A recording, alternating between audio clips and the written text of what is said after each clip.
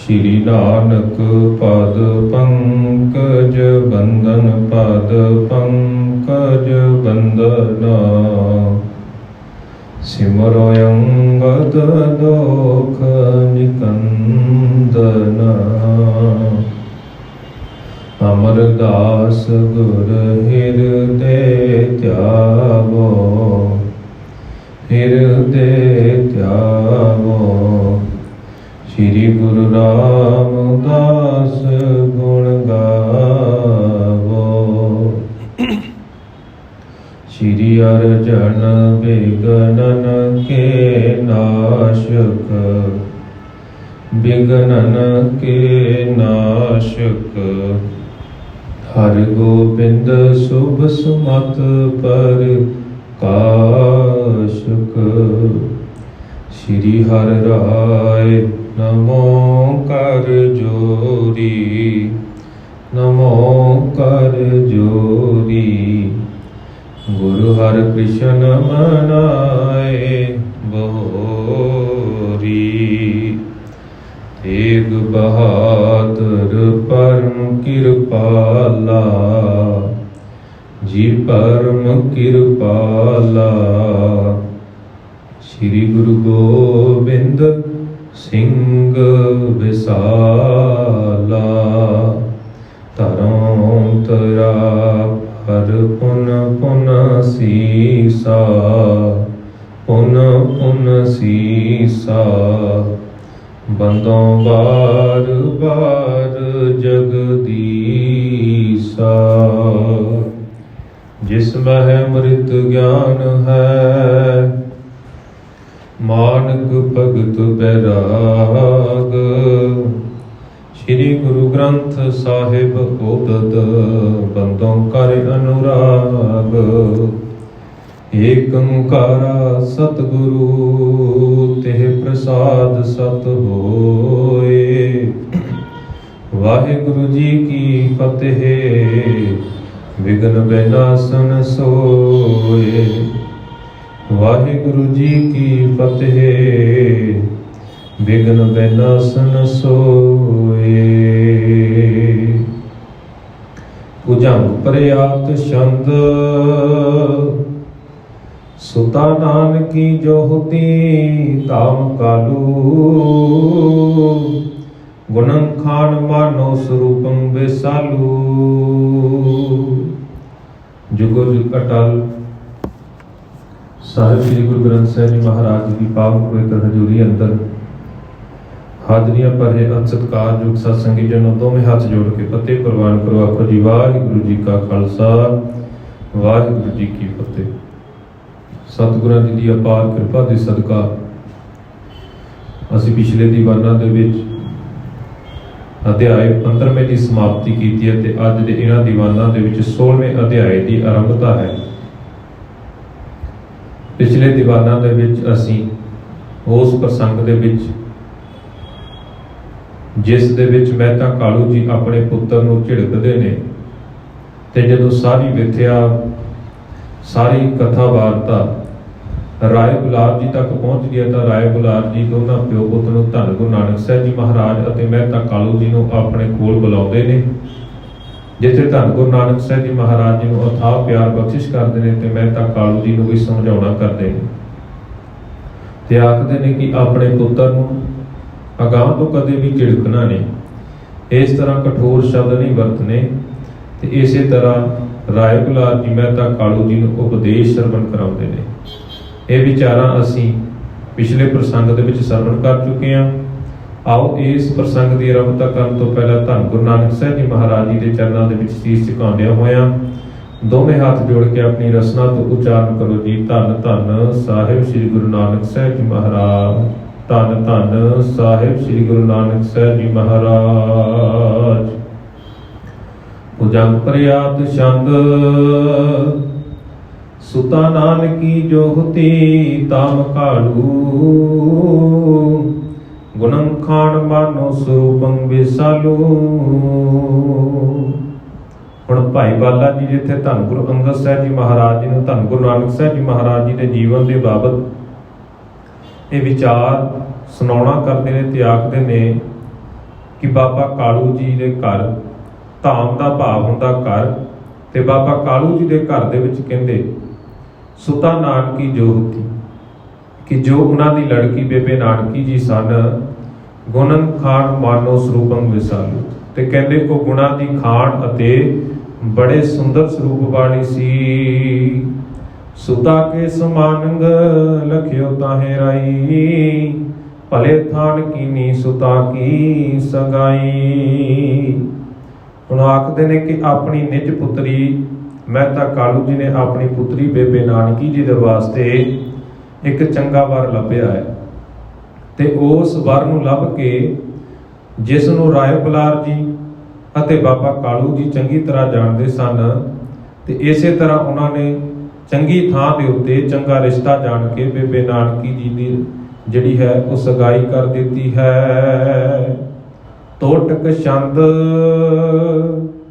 सुल्तानपुरे जय राम हुतो, बरपाहज बंस विसूद मतो। ते उस वर का जिक्र किया गया जिस दे नाल बेबे नानकी जी का जिहड़ा है वो विआह हुंदा है। ते कहंदे सुल्तानपुर की धरती दे उत्ते सुल्तानपुर विखे एक व्यक्ति जयराम जी रहंदे ने, बरबाहज बंस विसुद्ध मतो, ते कहंदे वो श्रेष्ठ कुल दा वो भी खतरी है, ते इसे तरह उन्हां दी जिहड़ी बुद्धि है वो भी उज्जवल है। ते इस स्थान दे उत्ते हुण बेबे नानकी जी का जिहड़ा है वो आनंद कारज हुंदा है। सणबंद पयो ते संग पलंग, एक सार मिले बरनार कलंग।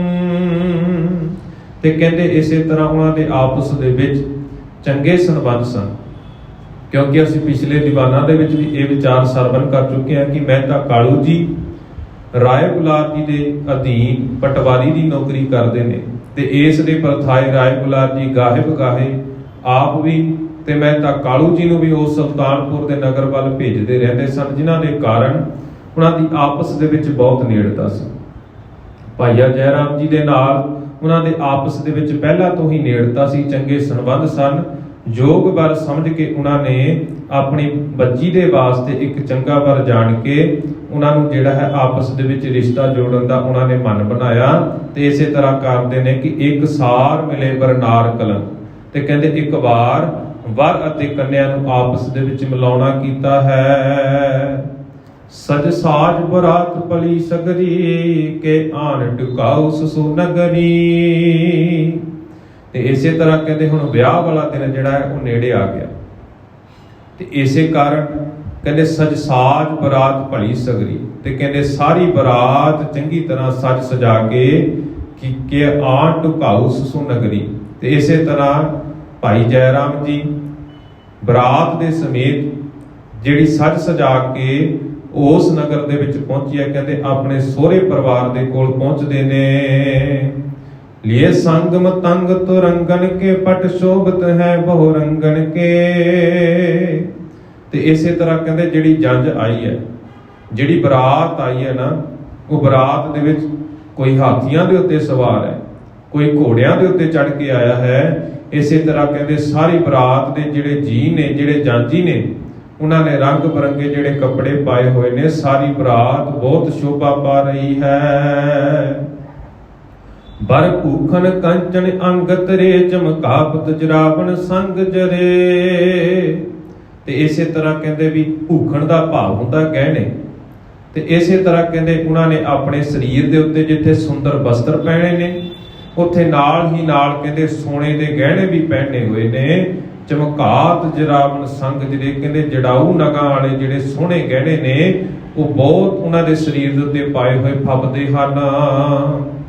मन होए उदार तनंग बरखे, सब पावे रंग हृदे हरखे। हुण जिहड़े जयराम जी ने ना, असीं जाणदे हां कि अगले प्रसंग दे विच भी ये विचार सरवण करांगे। असीं धन गुरु नानक साहिब जी महाराज जी के इतिहास तो चंगी तरह जाणू हां कि जिस वेले धन गुरु नानक साहिब जी महाराज जी ने सुल्तानपुर की धरती के उत्ते जाके मोदी खाने दे विच जाके नौकरी करते ने, तो उस स्थान के उत्ते धन गुरु नानक साहिब जी महाराज अपनी भैन बेबे नानकी जी ਤੇ ਭਾਈ ਜੈ ਰਾਮ ਜੀ ਦੇ ਕੋਲ ਹੀ ਰਹਿੰਦੇ ਨੇ। ਤੇ ਭਾਈ ਜੈ ਰਾਮ ਜੀ ਦੇ ਕਹਿਣ ਦੇ ਉੱਤੇ ਹੀ ਉਹਨਾਂ ਨੂੰ ਉਹ ਮੋਦੀਖਾਨੇ ਦੇ ਵਿੱਚ ਨੌਕਰੀ ਮਿਲ ਜਾਂਦੀ। ਭਾਵ ਭਾਈ ਜੈ ਰਾਮ ਜੀ ਦੀ ਵੀ ਉਸ ਸਰਕਾਰੀ ਦਰਬਾਰੇ ਪੂਰੀ ਪਹੁੰਚ ਹੈ। ਧਨ ਦੌਲਤ ਪੱਖੋਂ ਵੀ, ਘਰ-ਬਾਰ ਪੱਖੋਂ ਵੀ, ਆਰਥਿਕ ਪੱਖੋਂ ਵੀ ਕਿਸੇ ਵੀ ਤਰ੍ਹਾਂ ਦੀ ਤੰਗੀ ਨਹੀਂ। ਇਸੇ ਤਰ੍ਹਾਂ ਕਹਿੰਦੇ ਹੁਣ ਇਸ ਵਿਆਹ ਦੇ ਵਿੱਚ ਉਹਨਾਂ ਨੇ ਬੜੀ ਖੁੱਲ੍ਹ ਦਿਲੀ ਵਰਤੀ ਹੋਈ ਹੈ। ਬੜੇ ਖੁੱਲੇ ਦਿਲ ਦੇ ਨਾਲ ਜਿਹੜੇ ਕਹਿੰਦੇ ਧਨ ਦੀ ਵਰਖਾ ਕਰ ਰਹੇ ਨੇ। ਇਸੇ ਕਰਕੇ ਕਹਿੰਦੇ ਸਭ ਪਾਵੇ ਰੰਕ ਰਿਦੇ ਹਰਖੇ। ਰੰਕ ਦਾ ਭਾਵ ਹੁੰਦਾ ਗਰੀਬ। ਕਹਿੰਦੇ ਗਰੀਬ ਲੋਕਾਂ ਨੂੰ ਜਿੱਥੇ ਉਹ ਧਨ ਵੰਡਦੇ ਨੇ, ਗਰੀਬ ਲੋਕ ਉਹ ਸਾਰਾ ਧਨ ਪ੍ਰਾਪਤ ਕਰਕੇ ਹਿਰਦੇ ਦੇ ਵਿੱਚ ਖੁਸ਼ੀ ਮਨਾਉਂਦੇ ਨੇ। ਕਬਿਤ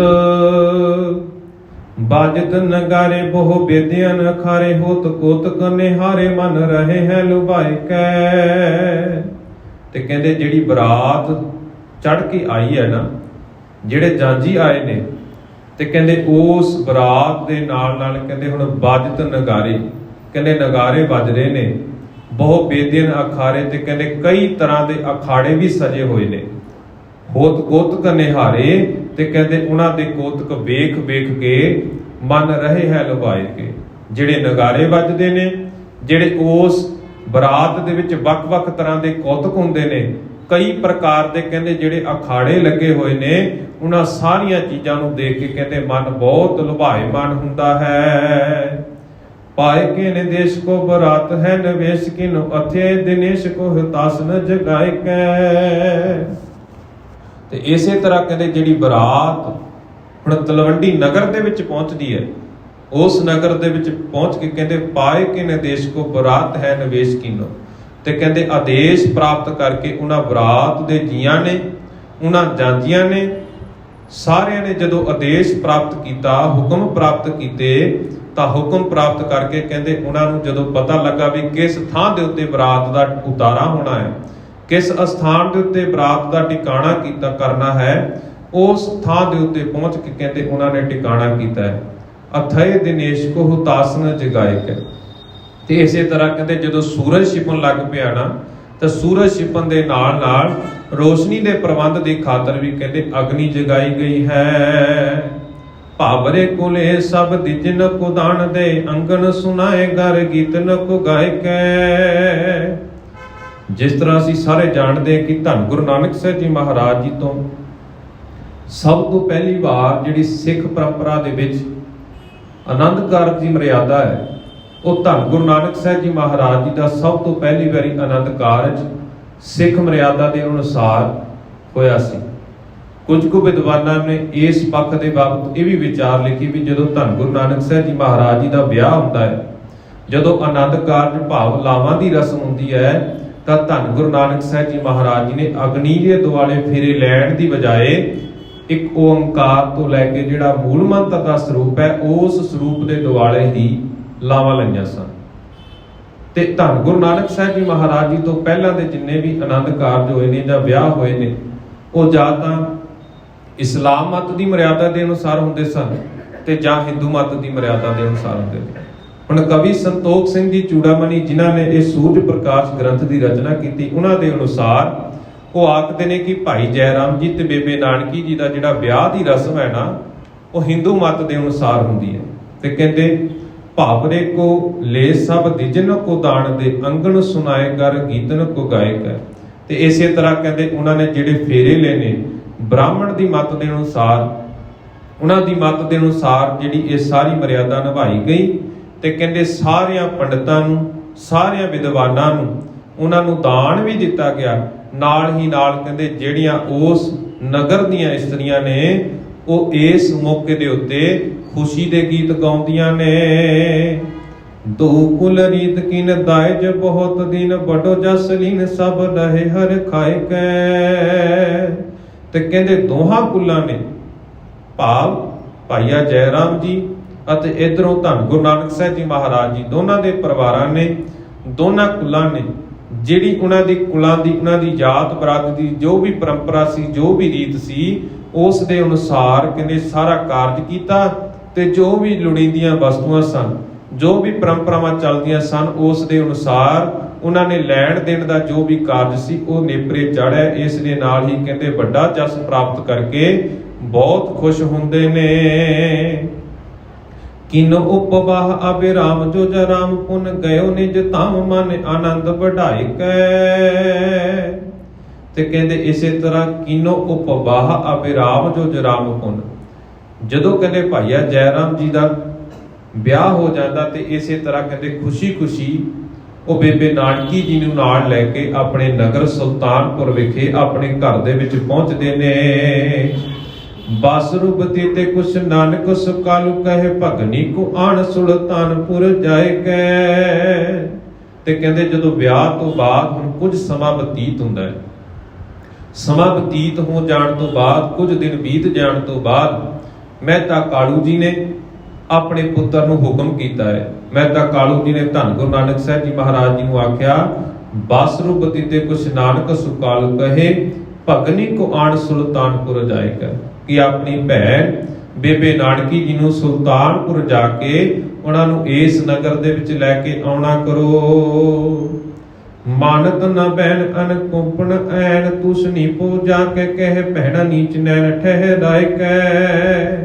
ते इसे तरह कहते जदों मेहता कालू जी ने धन गुरु नानक साहब जी महाराज जी नूं हुक्म कीता, कहते मानत ना बैन, कहते जो भी उन्होंने हुक्म किया धन गुरु नानक साहब जी महाराज जी वो गल सुनते नहीं, वो गल नूं मनदे नहीं। ते कहते चुपचाप अपने मन दे विच जिहड़े ने वो चुप धारण कीती हुई है। ते कहते नीच नैन ठहराए कै, अपनियां अखां कहते उन्होंने झुका के रखियां होइयां ने। राय के निकट जाए सब ही सुनाए विद भगनी न आनत है रहो समझाए कै। ते कहते जिस तरह कोई भी विद बनती सी, राय गुलार जी धन गुरु नानक साहब जी महाराज अते मेहता कालू जी नूं अपने कोल बुला के समझाउणा करते सन। ते मेहता कालू जी ने देखा भी जदों भी कोई गल हुंदी कि धन गुरु नानक साहब जी महाराज जी का पक्ष पूरन दे वास्ते राय गुलार जी हमेशा उन्हां दा पासा लैंदे ने। ते इसे करके हुण जद देखा भी धन गुरु नानक साहब जी महाराज गल नहीं मनदे ते मेहता कालू जी राय गुलार जी दे सन्मुख जाके पेश हुंदे ने ते आखदे ने, कहंदे मैं इन्हां नूं आख्या भी तुसीं अपने भैण जी नूं सुल्तानपुर तो लैके आउणा करो। ते कहंदे पर ये मेरी गल समझदे नहीं, कहंदे मैं इन्हां नूं बहुत समझाया है। राय भेजो दास को बुलाए सुख रास रूप सादर बसाए पास प्रेम के प्रकाश सो। राय भेजो दास को, कहंदे राय गुलार जी ने हुण अपने एक सेवक नूं भेजिया है। बुलाए सुख रास रूप, कहंदे सुखां दी रास धन गुरु नानक साहब जी महाराज जी नूं बुला के लिआंदा जावे। सादर बसाए पास प्रेम के प्रकाश। ते कहंदे जदों धन गुरु नानक साहब जी महाराज राय गुलार जी दे कोल पहुंचदे ने ते कहंदे बड़े अदब सत्कार दे नाल राय गुलार जी ने धन गुरु नानक साहब जी महाराज जी नूं अपने पास बिठाया है। माथे पर हाथ फिर गाथा हित साथ कहे एक बार जय सुस आनिए ने आवास सो। माथे पर हाथ फिर राय गुलार जी जिथे उम्र दे विच वडेरे ने, धन गुरु नानक साहब जी महाराज जी नूं प्यार दे नाल उन्हां नूं समझाउणा करदे ने। कहंदे उन्हां ने धन गुरु नानक साहब जी महाराज जी दे मस्तक दे उत्ते मत्थे दे उत्ते हथ फेर के बड़े प्रेम दे नाल गाथा हित साध के बड़े प्रेम दे नाल उन्हां नूं गल समझाउणा कीती है कि एक बार जाओ, कहंदे एक बार तुहानूं सुल्तानपुर दी धरती दे उत्ते जाना पवेगा। सुसा आनीए आवास को, ते अपनी भैण नूं अपने घर दे विच लै आओ। क्योंकि असीं जाणदे हां अज भी साडे किते ना किते घरां दे विच इह परंपरा चलदी है कि जदों साडे घर दे विच किसे धी दा, किसे बच्ची दा, किसे भैण दा आनंद कारज हुंदा है ना, तां जिवें लड़के परिवार वाले फेरा पाउण वास्ते जांदे ने, ते इसे तरह कुछ दिनां दे बाद जाके फिर उस बच्ची नूं, उस धी नूं, उस भैण नूं लैण वास्ते भी जांदे ने परिवार वाले। ते इसे तरह उसे परंपरा दे तहत राय गुलार जी ने धन गुरु नानक साहब जी महाराज जी नूं समझाउणा कीता भी तुसीं जिहड़ी परंपरा चली आ रही उस दे मुताबिक तुहानूं एक बार जाना पवेगा। ते इस दे खातर तुसीं सुल्तानपुर दी धरती दे उत्ते जाके भैण जी नूं चंगे सत्कार दे नाल नगर दे विच लैके आओ। दूजे तां जाए रहो हृदय सुख पाए, ओह कालू की कला है मिटे आए अन्य आस सो। ਤੇ ਕਹਿੰਦੇ ਦੂਸਰਾ ਉੱਥੇ ਜਾ ਕੇ ਕੁਝ ਸਮਾਂ ਰਹੋ। ਜਦੋਂ ਕਹਿੰਦੇ ਤੁਸੀਂ ਉੱਥੇ ਜਾ ਕੇ ਰਹੋਗੇ, ਕਹਿੰਦੇ ਤੁਹਾਡੇ ਦਿਲ ਦੇ ਵਿੱਚ ਵੀ ਸੁੱਖ ਆਵੇਗਾ, ਤੁਸੀਂ ਸੁਖੀ ਮਹਿਸੂਸ ਕਰੋਗੇ। ਕਹਿੰਦੇ ਇਸ ਤਰ੍ਹਾਂ ਜਿਹੜਾ ਤੁਹਾਡੇ ਘਰ ਦੇ ਵਿੱਚ ਕਿਤੇ ਨਾ ਕਿਤੇ ਝਗੜਾ ਵੀ ਚੱਲਦਾ ਹੈ ਨਾ, ਮਹਿਤਾ ਕਾਲੂ ਜੀ ਉਹਨਾਂ ਨੂੰ ਬਾਰ-ਬਾਰ ਤਾੜਨਾ ਕਰਦੇ ਨੇ ਤੇ ਰਾਏ ਬੁਲਾਰ ਜੀ ਆਖਦੇ ਨੇ, ਕਹਿੰਦੇ ਇਸ ਝਗੜੇ ਤੋਂ ਵੀ ਕਿਤੇ ਨਾ ਕਿਤੇ ਤੁਹਾਨੂੰ ਛੁਟਕਾਰਾ ਮਿਲੇਗਾ। ਸਹਿਜ ਸੁਭਾਏ ਤਬ ਹੀਏ ਜੋ ਸੁਹਾਏ ਕੋ ਰੁਜਾਵਨ ਉਚਿਤ ਤੁਮੇ ਅਬੇ ਸੁਸਾ ਪਾਸ ਸੋ। ਤੇ ਕਹਿੰਦੇ ਇਸੇ ਤਰ੍ਹਾਂ ਉਸ ਨਗਰ ਦੇ ਵਿੱਚ ਜਾ ਕੇ, ਸੁਲਤਾਨਪੁਰ ਜਾ ਕੇ ਤੁਹਾਡੇ ਹਿਰਦੇ ਦੇ ਵਿੱਚ, ਤੁਹਾਡੇ ਮਨ ਦੇ ਵਿੱਚ ਜੋ ਕੁਝ ਵੀ ਆਵੇਗਾ ਤੁਸੀਂ ਉਸੇ ਤਰ੍ਹਾਂ ਕਰਨਾ। ਕਹਿੰਦੇ ਪਰ ਤੁਸੀਂ ਆਪਣੇ ਭੈਣ ਜੀ ਨੂੰ ਲੈਣ ਦੇ ਵਾਸਤੇ ਉਸ ਨਗਰ ਵੱਲ ਜ਼ਰੂਰ ਜਾਵੋ। ਬ੍ਰਿਧ ਬੈਸ ਨਗਰੇਸ਼ ਭਲਬ ਵਿਸ਼ੇਸ਼ ਲਖ ਮਾਨੇ ਜਗਤੇਸ਼ ਬੈਣ ਪਾਨੇ ਮਾਨੇ ਆਪਣੇ। ਤੇ ਇਸੇ ਤਰ੍ਹਾਂ ਕਹਿੰਦੇ ਨਗਰੀ ਦੇ ਰਾਜੇ ਜਿਹਨੂੰ ਬਹੁਤ ਪਿਆਰਾ ਜਾਣਦੇ ਸਨ, ਭਾਵ ਰਾਏ ਬੁਲਾਰ ਜੀ ਨੂੰ ਜਿਹਦਾ ਬਹੁਤ ਸਤਿਕਾਰ ਧੰਨ ਗੁਰੂ ਨਾਨਕ ਸਾਹਿਬ ਜੀ ਮਹਾਰਾਜ ਵੀ ਕਰਦੇ ਸਨ, ਤੇ ਰਾਏ ਬੁਲਾਰ ਜੀ ਵੀ ਧੰਨ ਗੁਰੂ ਨਾਨਕ ਸਾਹਿਬ ਜੀ ਮਹਾਰਾਜ ਜੀ ਦੇ ਨਾਲ ਅਥਾਹ ਪ੍ਰੇਮ ਕਰਦੇ ਸਨ। ਇਸ ਪਿਆਰ ਭਾਵਨਾ ਦੇ ਕਾਰਨ ਜੋ ਵੀ ਰਾਏ ਬੁਲਾਰ ਜੀ ਨੇ ਹੁਣ ਧੰਨ ਗੁਰੂ ਨਾਨਕ ਸਾਹਿਬ ਜੀ ਮਹਾਰਾਜ ਜੀ ਨੂੰ ਬਚਨ ਆਖੇ ਨੇ, ਤੇ ਉਹਨਾਂ ਬਚਨਾਂ ਨੂੰ ਮੰਨਦਿਆਂ ਹੋਇਆਂ ਉਹ ਬੋਲ ਚੰਗੇ ਲੱਗੇ ਤੇ ਉਹਨਾਂ ਦੀ ਗੱਲ ਜਾਣ ਕੇ ਧੰਨ ਗੁਰੂ ਨਾਨਕ ਸਾਹਿਬ ਜੀ ਮਹਾਰਾਜ ਜੀ ਨੇ ਸੁਲਤਾਨਪੁਰ ਜਾਣ ਵਾਸਤੇ ਹਾਂ ਕਰ ਦਿੱਤੀ ਹੈ। ਬਾਲਾ ਪਣੇ ਅੰਗਦ ਜੀ ਕੀਨੇ ਪਾਨ ਕਥਾ ਰਸ ਭਏ ਹੈ ਤਿਆਰ ਜਿਨ ਕੀਨੇ ਦੰਬ ਖਾਪਣੇ। ਤੇ ਇਸੇ ਤਰ੍ਹਾਂ ਹੁਣ ਭਾਈ ਬਾਲਾ ਜੀ ਧੰਨ ਗੁਰੂ ਅੰਗਦ ਸਾਹਿਬ ਜੀ ਮਹਾਰਾਜ ਜੀ ਨੂੰ ਜਿੱਥੇ ਧੰਨ ਗੁਰੂ ਨਾਨਕ ਸਾਹਿਬ ਜੀ ਮਹਾਰਾਜ ਜੀ ਦੇ ਜੀਵਨ ਦੇ ਬਾਬਤ ਇਹ ਕਥਾ ਸੁਣਾਉਣਾ ਕਰਦੇ ਨੇ, ਤੇ ਆਖਦੇ ਨੇ ਭਾਈ ਬਾਲਾ ਜੀ ਧੰਨ ਗੁਰੂ ਅੰਗਦ ਸਾਹਿਬ ਜੀ ਮਹਾਰਾਜ ਜੀ ਨੂੰ ਵੀ, ਹੇ ਗੁਰੂ ਅੰਗਦ ਸਾਹਿਬ ਜੀ ਮਹਾਰਾਜ, ਇਸੇ ਤਰ੍ਹਾਂ ਤੁਸੀਂ ਧੰਨ ਗੁਰੂ ਨਾਨਕ ਸਾਹਿਬ ਜੀ ਮਹਾਰਾਜ ਜੀ ਦੀ ਜਿਹੜੀ ਕਥਾ ਹੈ, ਅੰਮ੍ਰਿਤ ਰੂਪੀ ਕਥਾ ਹੈ, ਉਹ ਤੁਸੀਂ ਸਰਵਣ ਕਰੋ ਕਿ ਕਿਵੇਂ ਦੰਭਾਂ ਦਾ ਨਾਸ਼, ਪਾਪਾਂ ਦਾ ਨਾਸ਼ ਕਰਨ ਵਾਲੇ ਧੰਨ ਗੁਰੂ ਨਾਨਕ ਸਾਹਿਬ ਜੀ ਮਹਾਰਾਜ ਸੁਲਤਾਨਪੁਰ ਨੂੰ ਜਾਣ ਵਾਸਤੇ ਰਾਜੀ ਹੋ ਗਏ ਹਨ। ਮੋਸੇ ਹਿਤ ਸਦਾ ਤਰੇ ਦਾਸ ਜਨ ਦਇਆ ਕਰੇ ਨਿਕਟ ਹਕਾਰ ਲੀਨ ਸਾਥ ਕੋ ਅਪਾਪਨੇ। ਤੇ ਇਸੇ ਤਰ੍ਹਾਂ ਹੁਣ ਭਾਈ ਬਾਲਾ ਜੀ ਗੁਰੂ ਅੰਗਦ ਸਾਹਿਬ ਜੀ ਮਹਾਰਾਜ ਜੀ ਨੂੰ ਆਖਦੇ ਨੇ ਕਿ ਮੇਰੇ ਨਾਲ ਧੰਨ ਗੁਰੂ ਨਾਨਕ ਸਾਹਿਬ ਜੀ ਮਹਾਰਾਜ ਜੀ ਦਾ ਅਥਾਹ ਪ੍ਰੇਮ ਸੀ, ਮੇਰੇ ਨਾਲ ਬਹੁਤ ਲਗਾਵ ਸੀ, ਤੇ ਇਸ ਵਾਸਤੇ ਕਹਿੰਦੇ ਜਿਹੜਾ ਸਾਡਾ ਆਪਸ ਦੇ ਵਿੱਚ ਪਿਆਰ ਵਾਲਾ ਰਿਸ਼ਤਾ ਸੀ, ਕਹਿੰਦੇ ਮੈਨੂੰ ਦਾਸ ਜਾਣ ਕੇ ਮੇਰੇ ਤੇ ਦਇਆ ਕਰਦੇ ਨੇ। ਤੇ ਇਸੇ ਤਰ੍ਹਾਂ ਕਹਿੰਦੇ ਨਿਸ਼ਪਾਪ ਭਾਵ ਗੁਰੂ ਜੀ ਨੇ ਮੈਨੂੰ ਆਪਣੇ ਪਾਸ ਬੁਲਾਇਆ ਵੀ ਭਾਈ ਆਪਾਂ ਰਲ ਮਿਲ ਕੇ ਸੁਲਤਾਨਪੁਰ ਵੱਲ ਨੂੰ ਚਾਲੇ ਪਾਉਣੇ ਨੇ। ਆਏ ਕਹਿ ਨਿਕੇਤ ਲੀਨ ਬੇਦੀ ਕੁਲ ਕੇਤਨੇ ਗ ਮਾਤਾ ਕਰ ਹੇਤ ਬੇਦਾ ਕੀਨਾ ਹਰ ਜਪਣੇ। ਇਸੇ ਤਰ੍ਹਾਂ ਕਹਿੰਦੇ ਧੰਨ ਗੁਰੂ ਨਾਨਕ ਸਾਹਿਬ ਜੀ ਮਹਾਰਾਜ ਜਦੋਂ ਜਾਣ ਦੇ ਵਾਸਤੇ ਰਾਜੀ ਹੋ ਗਏ ਨੇ, ਘਰ ਦੇ ਵਿੱਚ ਮਾਤਾ ਤ੍ਰਿਪਤਾ ਜੀ ਨੇ ਆਪਣੇ ਪੁੱਤਰ ਨੂੰ ਕਹਿੰਦੇ ਜੋ ਵੀ ਜ਼ਰੂਰੀ ਵਸਤੂਆਂ ਸਨ, ਜੋ ਵੀ ਉਸ ਸਮੇਂ ਦੀ ਪਰੰਪਰਾ ਸੀ, ਉਸ ਪਰੰਪਰਾ ਦੇ ਅਨੁਸਾਰ ਜੋ ਵੀ ਲੋੜੀਂਦੀਆਂ ਵਸਤੂਆਂ ਸਨ, ਉਹ ਆਪਣੇ ਪੁੱਤਰ ਦੇ ਹੱਥ ਦੇ ਵਿੱਚ ਫੜਾਈਆਂ ਨੇ ਕਿ ਆਖਿਆ ਹੈ ਵੀ ਤੁਸੀਂ ਅਦਬ ਸਤਿਕਾਰ ਦੇ ਨਾਲ ਜਿੱਥੇ ਸੁਲਤਾਨਪੁਰ ਆਪਣੀ ਭੈਣ ਜੀ ਦੇ ਪਾਸ ਜਾ ਰਹੇ ਹੋ ਨਾ, ਉੱਥੇ ਜਾ ਕੇ ਇਹ ਸਾਰੀਆਂ ਵਸਤੂਆਂ ਉਹਨਾਂ ਨੂੰ ਭੇਟਾ ਦੇ ਤੌਰ ਦੇ ਉੱਤੇ ਪ੍ਰੇਮ ਸਹਿਤ ਉਹਨਾਂ ਨੂੰ ਫੜਾਉਣੀਆਂ ਨੇ। ਚਲੇ ਪੰਥ ਮਦ ਮਦ ਆਨੰਦ ਕੇ ਕੰਧ ਜੋ ਸੁੰਦਰ ਮੁਕੰਦ ਪੰਦ ਨੈਣ ਅਰਬਿੰਦ ਸੇ। ਇਸੇ ਤਰ੍ਹਾਂ ਕਹਿੰਦੇ ਆਨੰਦ ਪ੍ਰਾਪਤ ਕਰਨ ਵਾਲੇ, ਆਨੰਦਾਂ ਦੀ ਦਾਤ ਦੇਣ ਵਾਲੇ ਧੰਨ ਗੁਰੂ ਨਾਨਕ ਸਾਹਿਬ ਜੀ ਮਹਾਰਾਜ, ਮੰਦ ਮੰਦ ਦਾ ਭਾਵ ਹੁੰਦਾ ਹੌਲੀ ਹੌਲੀ, ਚਲੇ ਪੰਥ ਮੰਦ ਮੰਦ ਭਾਵ ਹੌਲੀ ਹੌਲੀ ਰਸਤੇ ਦੇ ਉੱਤੇ ਚੱਲਦੇ ਨੇ। ਆਨੰਦ ਕੇ ਕੰਧ ਜੋ ਜਿਹੜੇ ਆਨੰਦ ਪ੍ਰਦਾਨ ਕਰਨ ਵਾਲੇ ਨੇ, ਸੁੰਦਰ ਮੁਕੰਦ ਪੰਦ ਨੈਣ ਅਰਬਿੰਦ ਸੇ, ਕਹਿੰਦੇ ਜਿਨ੍ਹਾਂ ਦੇ ਨੈਣ ਸੋਹਣੇ ਕਮਲ ਦੇ ਫੁੱਲਾਂ ਵਰਗੇ ਨੇ, ਜਿਹੜੇ ਜਗਤ ਨੂੰ ਮੁਕਤੀ ਦੇਣ ਵਾਲੇ ਨੇ, ਜਿਨ੍ਹਾਂ ਦੇ ਚਰਨ ਬਹੁਤ ਸੁੰਦਰ ਨੇ। ਇਸੇ ਸਰੂਪ ਦੇ ਵਿੱਚ ਧੰਨ ਗੁਰੂ ਨਾਨਕ ਸਾਹਿਬ ਜੀ ਮਹਾਰਾਜ ਸਹਿਜੇ ਸਹਿਜੇ ਉਹ ਸੁਲਤਾਨਪੁਰ ਦੀ ਧਰਤੀ ਦੇ ਰਾਹਾਂ ਦੇ ਉੱਤੇ ਚੱਲਦੇ ਜਾਂਦੇ ਨੇ। ਦੇਖਤ ਸਿਸੁਰ ਰੁਤ ਕਾਨਨ ਨਿਪਾਤ ਪਾਤ ਨਗਨ ਬਿਟਪ ਪਿਨ ਰਗ ਅਵਗੰਧ ਸੇ। ਤੇ ਕਹਿੰਦੇ ਇਸੇ ਤਰ੍ਹਾਂ ਜਦੋਂ ਰਸਤੇ ਦੇ ਵਿੱਚ ਵਿਚਰਦੇ ਜਾਂਦੇ ਸਾਂ, ਰਸਤੇ ਦੇ ਵਿੱਚ ਅਨੇਕਾਂ ਨਗਰ ਵੀ ਆਏ ਨੇ, ਅਨੇਕਾਂ ਜੰਗਲ ਵੀ ਆਏ ਨੇ। ਤੇ ਕਹਿੰਦੇ ਜੰਗਲਾਂ ਦੇ ਵਿੱਚ ਜਦੋਂ ਜਾ ਕੇ ਦੇਖਿਆ, ਪੱਤ ਝੜਦੀ ਰੁੱਤ ਹੋਣ ਦੇ ਕਾਰਨ ਦੇਖਤ ਸਿਸੁਰ ਰੁੱਤ, ਸਿਸੁਰ ਦਾ ਭਾਵ ਹੁੰਦਾ ਪੱਤ ਝੜ। ਕਹਿੰਦੇ ਜਦੋਂ ਜੰਗਲ ਦੇ ਵਿੱਚ ਜਾਂਦਿਆਂ ਪੱਤ ਝੜਦੀ ਰੁੱਤ ਬਤੀਤ ਹੋ ਰਹੀ ਹੈ। ਤੇ ਇਸੇ ਤਰ੍ਹਾਂ ਕਹਿੰਦੇ ਕਾਨਨ ਨਿਪਾਤ ਪਾਤ, ਜਿੰਨੇ ਵੀ ਕਹਿੰਦੇ ਜੰਗਲ ਦੇ ਰੁੱਖ ਨੇ ਉਹ ਪੱਤਿਆਂ ਤੋਂ ਰਹਿਤ ਹੋ ਗਏ ਨੇ। ਉਹ ਸਾਰੇ ਦੇ ਸਾਰੇ ਪੱਤੇ ਪੱਤ ਝੜਦੀ ਰੁੱਤ ਹੋਣ ਦੇ ਕਾਰਨ ਉਹ ਸਾਰੇ ਪੱਤੇ ਦਰਖਤਾਂ ਤੋਂ ਝੜ ਗਏ ਨੇ। ਨਗਨ ਬਿਟ ਪਪੇ ਨਰਕ ਅਗਵੰਦ ਸੇ, ਕਹਿੰਦੇ ਉਹ ਇਸੇ ਤਰ੍ਹਾਂ ਰੁੱਖ ਪ੍ਰਤੀਤ ਹੁੰਦੇ ਨੇ ਵੀ ਜਿਵੇਂ ਕੋਈ ਮਨੁੱਖ ਆਪਣੇ ਜੀਵਨ ਦੇ ਵਿੱਚ ਆਪਣਾ ਜੀਵਨ ਬਤੀਤ ਕਰਦਿਆਂ ਅਨੇਕਾਂ ਪਾਪ ਕਰਦਾ ਹੈ, ਅਨੇਕਾਂ ਤਰ੍ਹਾਂ ਦੇ ਭੈੜੇ ਕਰਮ ਕਰਦਾ ਹੈ, ਤੇ ਕਹਿੰਦੇ ਜਦੋਂ ਉਹਦਾ ਨਰਕਾਂ ਦਾ ਦੁਆਰ ਖੁੱਲਦਾ ਹੈ, ਜਦੋਂ ਉਸ ਨੂੰ ਨਰਕਾਂ ਦੇ ਰਾਹ ਵੱਲ ਜਾਣਾ ਪੈਂਦਾ ਹੈ, ਜਿਵੇਂ ਉਸ ਦੇ ਸਾਰੇ ਪਰਦੇ ਕੱਜੇ ਜਾਂਦੇ ਨੇ, ਤੇ ਕਹਿੰਦੇ ਇਸੇ ਤਰ੍ਹਾਂ ਜਿਵੇਂ ਉਹ ਸਾਰਾ ਉਹਦਾ ਨਸ਼ਰ ਹੋ ਜਾਂਦਾ, ਜੋ ਕੁਝ ਵੀ ਉਹਨੇ ਕਰਮ ਕੀਤੇ ਨੇ ਉਹਦੇ ਕਰਮਾਂ ਦੇ ਅਨੁਸਾਰ ਉਹਨੂੰ ਨਰਕਾਂ ਦਾ ਰਾਹ ਚੁਣਨਾ ਪੈਂਦਾ ਹੈ।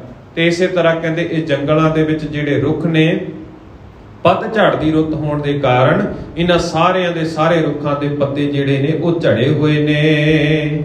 ਆਵਨ ਕੁਮੋਰ ਪਖ ਕੰਠ ਕਲਲ, ਆਵਨ ਕੁਮੋਰ ਪਖ ਕੰਠ ਕਲ ਕੋਕਲਾ ਕੇ ਕੁਕਤ ਸੁਨਾਏ ਕੁਕ ਪਾਵਤ ਆਨੰਦ ਸੇ। ਤੇ ਇਸੇ ਤਰ੍ਹਾਂ ਕਹਿੰਦੇ ਜਿਹੜੇ ਅੰਬਾਂ ਨੂੰ ਬੂਰ ਪਿਆ ਹੋਇਆ ਸੀ, ਉਹਨਾਂ ਅੰਬਾਂ ਦੇ ਬੂਰਾਂ ਨੂੰ ਖਾ ਕੇ ਕੋਇਲਾਂ ਨੇ ਕਹਿੰਦੇ ਆਪਣੇ ਗਲੇ ਵੀ ਸੁੰਦਰ ਕਰ ਲਏ ਨੇ, ਤੇ ਉਹ ਕਹਿੰਦੇ ਬੜੇ ਆਨੰਦ ਦੇ ਨਾਲ ਮਿੱਠੀ ਆਵਾਜ਼ ਦੇ ਵਿੱਚ ਕੋਇਲਾਂ ਜਿਹੜੀਆਂ ਨੇ ਉਹ ਕੂਕਦੀਆਂ ਨੇ, ਤੇ ਕਹਿੰਦੇ ਕੂਕ ਕੂਕ ਕੇ ਗੀਤ ਗਾਉਂਦੀਆਂ ਨੇ। ਕੀਰ ਕਲ ਬਿੰਕ ਕੰਕ ਤੁਕ ਕਕ ਕਨ ਕੁਕ ਕੁਰਕਟ ਕਰੇਟੂ ਕਾਕ ਕੇ ਕਹਿ ਨਿਰਦੇਸੇ।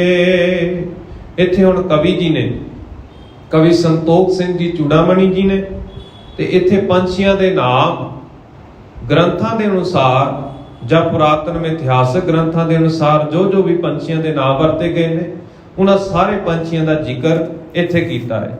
ਕੀਰ ਦਾ ਭਾਵ ਹੁੰਦਾ ਹੈ ਤੋਤੇ, ਕਲਬਿੰਕ ਦਾ ਭਾਵ ਹੈ ਚਿੜੀਆਂ, ਕੰਕ ਦਾ ਭਾਵ ਹੈ ਬੰਗਲੇ, ਤੋਕਕ ਦਾ ਭਾਵ ਪੀਹੇ, ਕੰਕਨ ਦਾ ਭਾਵ ਵਟੇਰੇ, ਕੋਕ ਦਾ ਭਾਵ ਹੁੰਦਾ ਹੈ ਚਾਤਰਿਕ, ਕੁਰਕਟ ਦਾ ਭਾਵ ਹੈ ਚਕਵੀ ਤੇ ਚਕਵਾ, ਕਰੇਟੂ ਦਾ ਭਾਵ ਹੈ ਮੁਰਗਾ ਤੇ ਕੁੱਕੜ, ਤੇ ਕਾਕ ਦਾ ਭਾਵ ਹੈ ਕਾਲਕੰਛੀ, ਕੇਕੀ ਦਾ ਭਾਵ ਹੈ ਕਾਂ।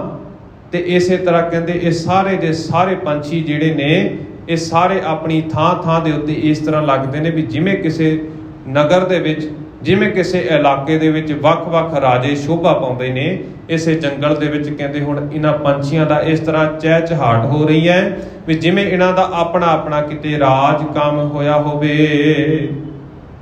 ਬੁਲਦ ਕਪੁਦ ਪ੍ਰਿੰਗ ਖੰਜਨ ਕੁਲਿੰਗ ਕਲ ਸਾਰਸ ਕੁਰੰਗ ਨਾਨਾ ਰੰਗ ਕੇ ਬੇਹੰਗ ਹੈ। ਇਸੇ ਤਰ੍ਹਾਂ ਕਹਿੰਦੇ ਬੁਲਦ ਕਪੂਤ ਭਾਵ ਕਬੂਤਰ, ਭ੍ਰਿੰਗ ਦਾ ਭਾਵ ਹੈ ਭੂਰੇ, ਤੇ ਖੰਜਨ ਦਾ ਭਾਵ ਮੋਲੇ, ਕੁਲਿੰਗ ਦਾ ਭਾਵ ਅਥਕੇ। ਤੇ ਕਹਿੰਦੇ ਇਸੇ ਤਰ੍ਹਾਂ ਇਹ ਵੱਖ-ਵੱਖ ਤਰ੍ਹਾਂ ਦੇ ਜੀਵ, ਵੱਖ-ਵੱਖ ਤਰ੍ਹਾਂ ਦੇ ਪੰਛੀ ਕਈ ਪ੍ਰਕਾਰ ਦੇ ਨਾਲ ਆਪਣੀ ਆਵਾਜ਼ਾਂ ਦੇ ਵਿੱਚ ਕਈ ਤਰ੍ਹਾਂ ਦੇ ਗੀਤ ਗਾਉਂਦੇ ਪ੍ਰਤੀਤ ਹੁੰਦੇ ਨੇ।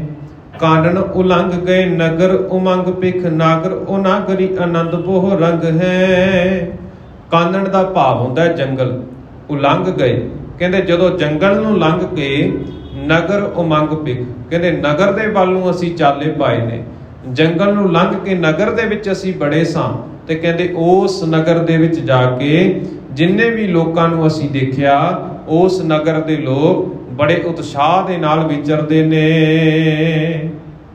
ਗਾਵਤ ਬਸੰਤ ਮਿਲ ਨਾਚਤ ਆਨੰਦ ਕਰ, ਰਾਏ ਰੰਗ ਰਜੀ ਸ਼ੰਕ ਫਿਰਤ ਨਿਸੰਗ ਹੈ।